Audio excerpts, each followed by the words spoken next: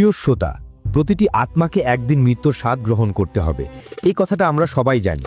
কিন্তু কতজন এই পরম সত্যকে হৃদয়ে ধারণ করি?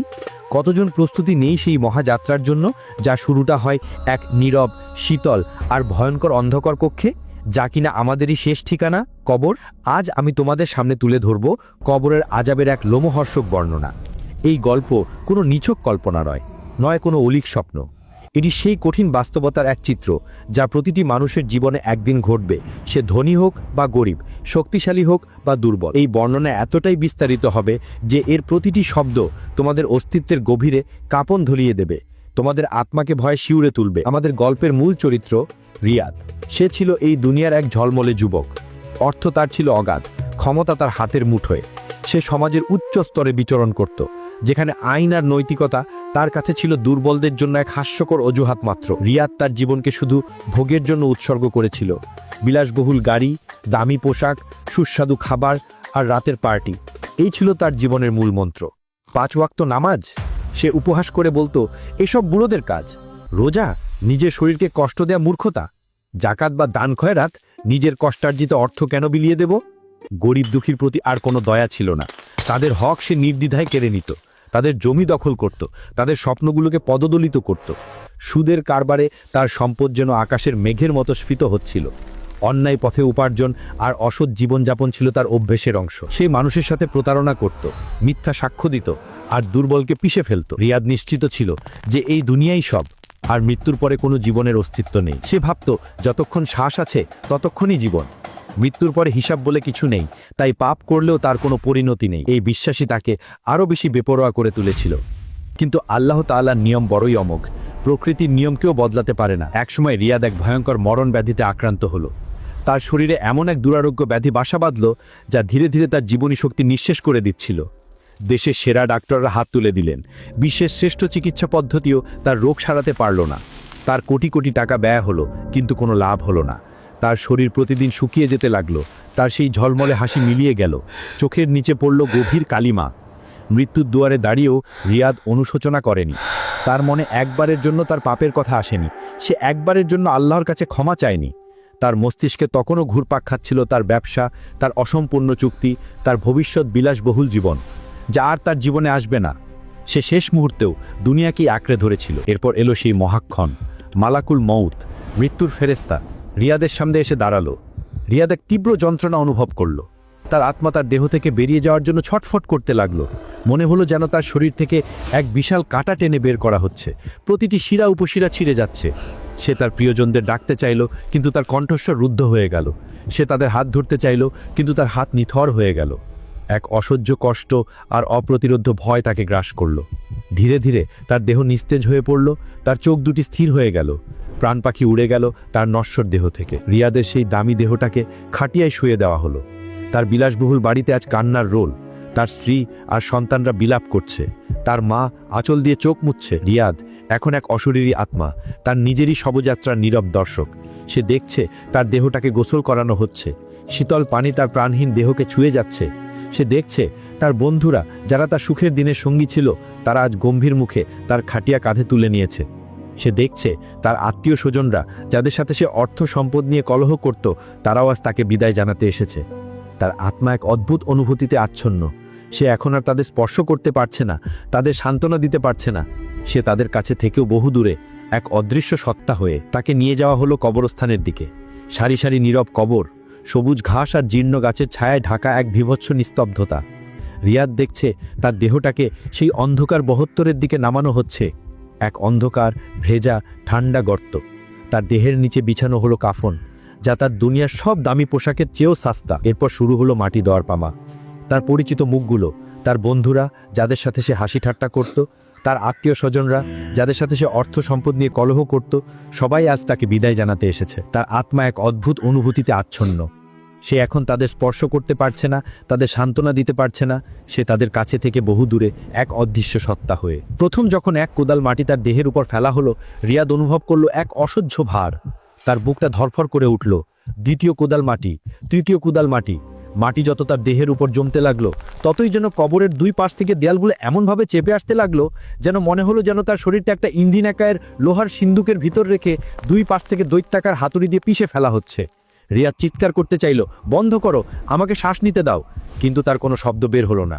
তার আত্মা এক ভয়াবহ যন্ত্রণা। সে দেখছে তার পাঁজরের হাড়গুলো মটমট করে ভেঙে চুরমার হয়ে যাচ্ছে, তার ফুসফুসগুলো যেন থেতলে যাচ্ছে। সে শ্বাস নিতে পারছে না, তার সারা অস্তিত্ব ভয়ে কাঁপছে। প্রতিটি ইঞ্চি ইঞ্চি করে কবরটা এমনভাবে চেপে ধরছে যেন তার শরীর থেকে সব বাতাস নিংড়ে বের করে নেওয়া হচ্ছে। কবর পুরোপুরি বন্ধ হয়ে গেল। তার আত্মীয় স্বজনরা দোয়া করতে করতে ফিরে গেল। রিয়াদ একা, ঘুটঘুটে অন্ধকার, ঠান্ডা মাটি, মাথার উপর 1000 মণ ওজনের মাটির স্তূপ। এই অন্ধকারের সাথে সে কখনো পরিচিত ছিল না। এই নিস্তব্ধতা তার কাছে এক বিভৎস চিৎকারের মতো মনে হচ্ছে। সে ভয়ে কাঁপছে, কিন্তু নড়াচড়া করারও শক্তি নেই। এই কবর যেন এক অনন্ত অন্ধকার কুঠুরি, যেখানে কেবলই ভয় আর একাকিত্ব। হঠাৎ সেই ঘুটঘুটে অন্ধকার ভেদ করে কবরের দেয়াল থেকে দুটো ভয়ঙ্কর আকৃতির প্রাণী বেরিয়ে এলো। তাদের চেহারা এত বিভৎস যে রিয়াদের আত্মা ভয়ে কেঁপে উঠল।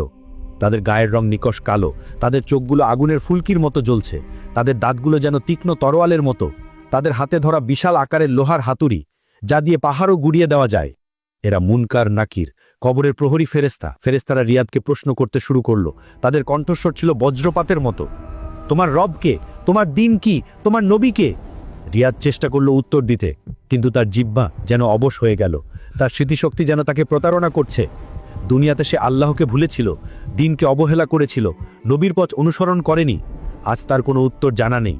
সে শুধু বারবার বলতে চাইল, আমি জানি না, আমি জানি না। তার এই দুর্বল কণ্ঠস্বর ফেরেশতাদের গর্জনের কাছে নিমেষেই মিলিয়ে গেল। ফেরেশতারা আগে গর্জে উঠল।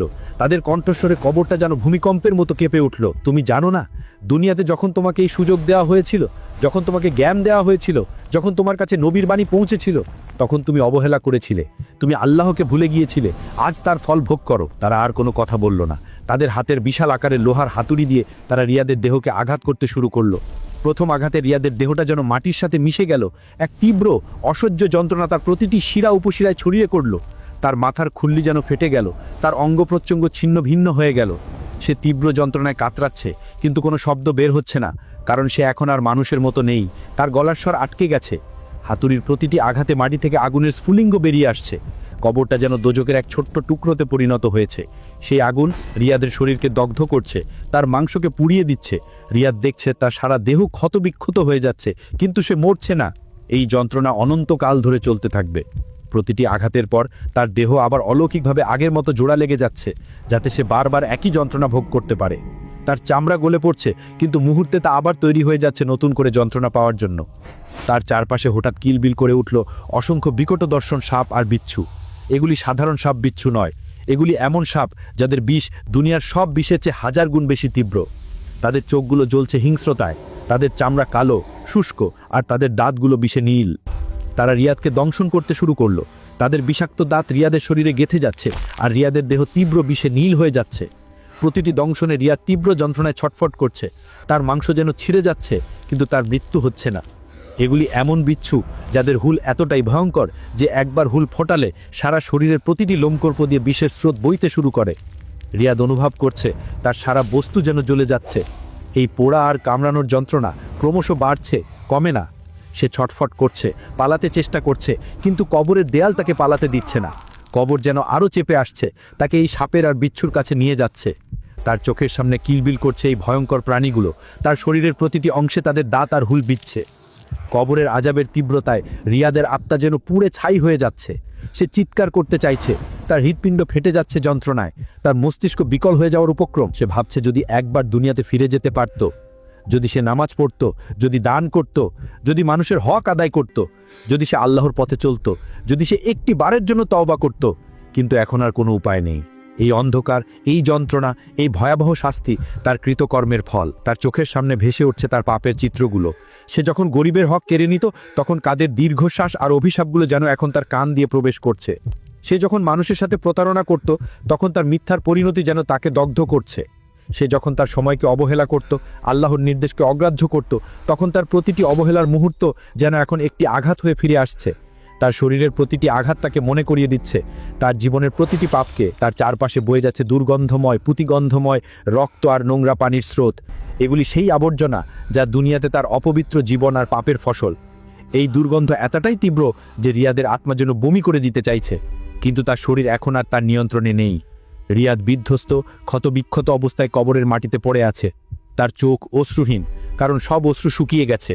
চারপাশে আগুনের লেলিহান শিখা, সাপের হিস হিস শব্দ, বিচ্ছুর বিষাক্ত দংশন, আর সেই দুই ভয়ঙ্কর ফেরেস্তার বিভৎস উপস্থিতি। রিয়াদ উপলব্ধি করছে এই শাস্তি অনন্ত, তার কোনো মুক্তি নেই। এই আযাব চলবে কিয়ামত পর্যন্ত। তার শেষ নিঃশ্বাসের সাথে শেষ হয়নি তার জীবনের হিসাব। মাটির নিচে এক নতুন জীবনের সূচনা হয়েছে, যা কেবলই আযাব আর কষ্টের, এক অনন্ত জাহান্নামের দ্বার।